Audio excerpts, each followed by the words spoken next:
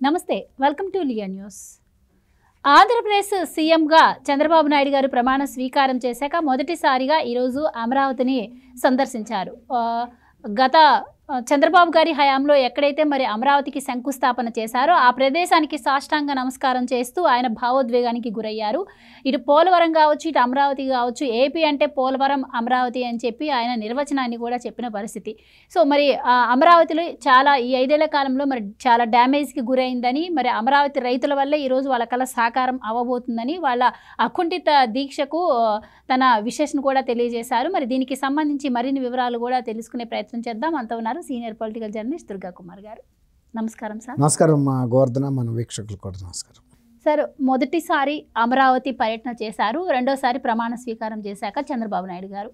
So మరి ఆయన అయితే భావోద్వేగానికి గురయ్యారు. ఎందుకంటే ఒక కొత్త రాష్ట్రం వచ్చాక చాలా కళలతో ఆయన ప్రధానమంత్రిని తీసుకొచ్చి మరి ఇక్కడ శంకుస్థాపన చేసి అది పూర్తి అవ్వకముందే ఇప్పుడు శిథిరావస్థకు చేరుకున్న పరిస్థితి ఉంది ఇప్పుడు ఆంధ్రప్రదేశ్లో.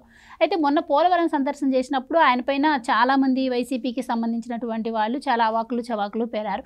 ఇప్పుడు అమరావతి సందర్శనకు వెళ్ళారు. సో మరి ఆయన ఎలాంటి నిర్ణయం తీసుకున్నారు అంటే అమరావతిని ఎలా డెవలప్ చేయాలని ఆయన అనుకుంటున్నారు. సిఆర్డీఏలో కూడా అధికారులతో సమావేశమైనట్టు కూడా తెలుస్తోంది. సో ఎలా ఉండబోతుందంటారా? అంటే ఆంధ్రుల అమరావతి కళ తొందరలోనే నెరవేరబోతుందంటారా? ఖచ్చితంగా అది. కాకపోతే ఏంటంటే విధ్వంసం అనేది చాలా తీవ్రమైన స్థాయిలో జరిగింది. ఇప్పుడు ముందు ఆ విధ్వంసాన్ని ఆపగలగటం అనేది ఫస్ట్ చంద్రబాబు నాయుడు గారు తీసుకున్న టాస్క్.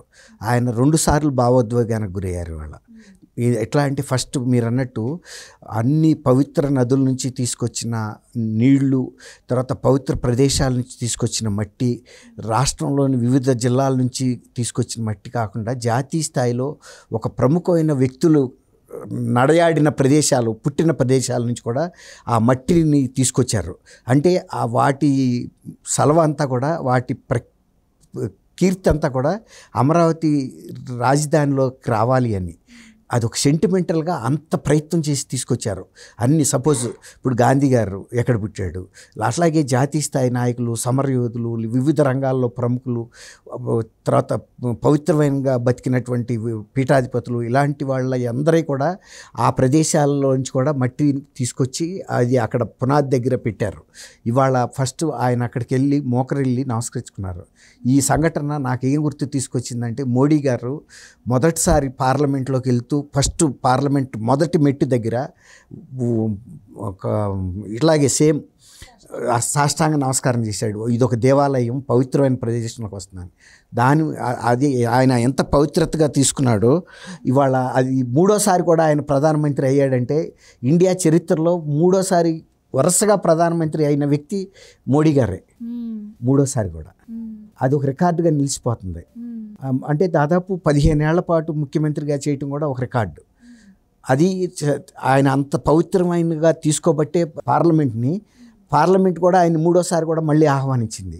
అట్లాగే ఇవాళ ఆయన అక్కడ మోకరిల్లి నమస్కారం చేశారు.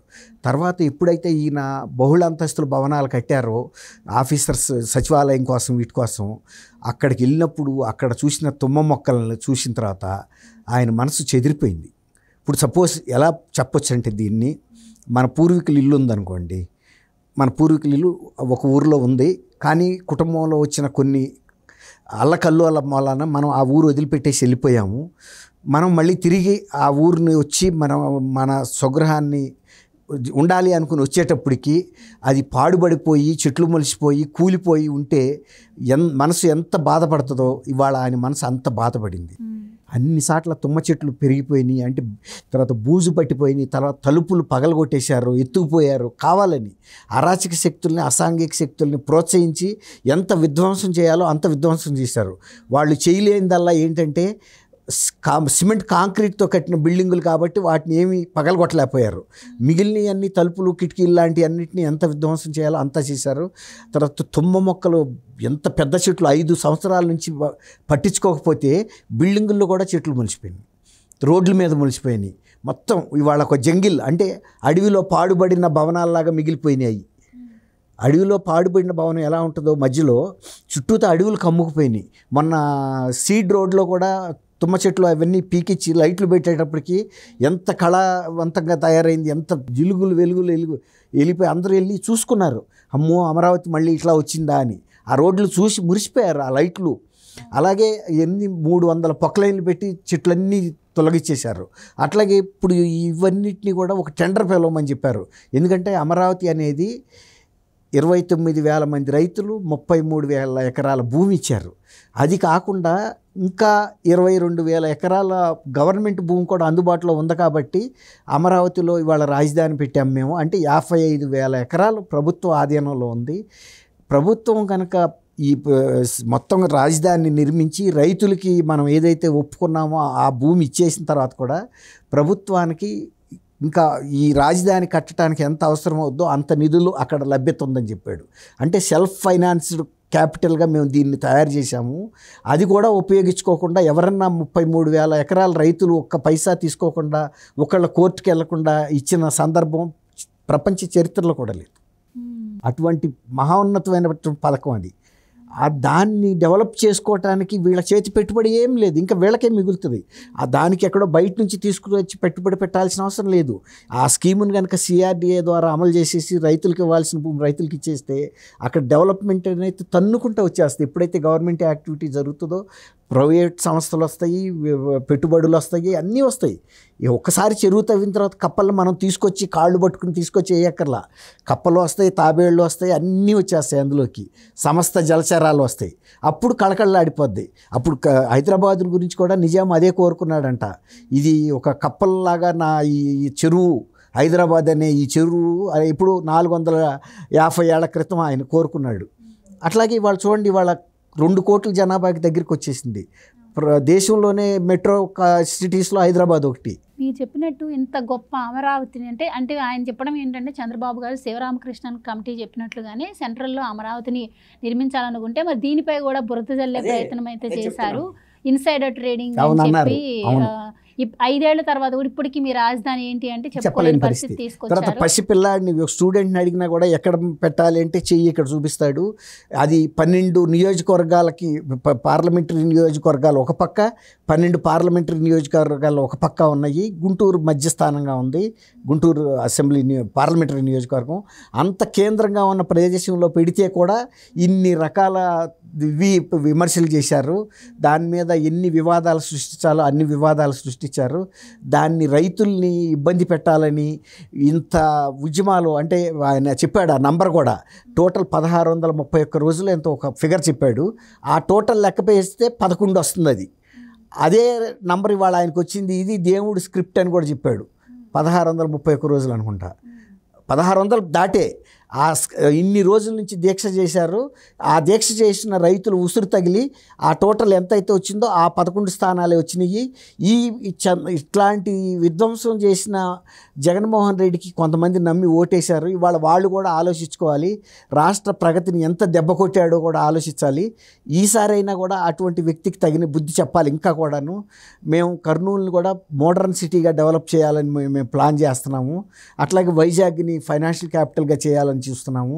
ప్రతి జిల్లాకి ఒక ప్రత్యేకమైనటువంటి ఐఐటీలు కానీ, ఎన్ఐటీలు కానీ, తర్వాత ఎయిమ్స్ కానీ, ఎన్ఐటీలు కానీ, ఇట్లా ప్రతి జిల్లాకి మేము తీసుకొచ్చాము. గిరిజన యూనివర్సిటీ తీసుకొచ్చాము విజయనగరం జిల్లాకి. అట్లా ప్రతి నియోజకవర్గాల వారీగా కూడా ఏమేమి కేంద్ర ప్రభుత్వ సంస్థలను తెచ్చాము, వాటిని ఎలా అభివృద్ధి చేస్తున్నామని ఆయన సోదాహరణగా చెప్పాడు. ఇది కనుక డెవలప్ అయితే ఒక గ్రోత్ ఇంజిన్గా ఉండేది వాళ్ళ అమరావతి. కేవలం ఒక దుర్బుద్ధితో చేసిన పని ఇది. కాబట్టి నేను కూడా ఇవాళ టెండర్ పిలిపించి ముందు చెట్లన్నీ కనుక క్లియర్ చేస్తే అప్పుడు మనకి క్లారిటీ వస్తుంది. ఎక్కడ ఏం చేయాలనుకుంది, ముందు ఎక్కడ ఏం చేయాలని అనుకున్నప్పటికీ కూడా ఇప్పుడు ఏకీకారణ్యంలో ఏమీ తెలియటం లేదు. అసలు మనిషి దూరే పరిస్థితి లేదు, లోపలికి వెళ్ళలేరు. కాబట్టి మొత్తం క్లియర్ చేయమని చెప్పేశాడు. A1 జోన్ కూడా అప్పుడు ఒక ఇన్స్టిట్యూషనల్ జోన్ని తీసుకొచ్చి రెసిడెన్స్గా మార్చి తల ఒక 60 గజాలు ఇస్తానని కూడా ఒక ప్రతిపాదన పెడితే కోర్టు కూడా ఒప్పుకోలే. అసలు నువ్వెవరు ఇవ్వటానికి, ఆ భూమి నీది కాదు కదా, రైతులు ఇచ్చారు, రైతులు ఒక అమరావతి నిర్మాణానికి ఇచ్చారు, నువ్వెవరినో బయట వాళ్ళని తీసుకొచ్చి నీ ఓట్లు రాజకీయం కోసం చేస్తున్నదని అది ఒప్పుకోలే.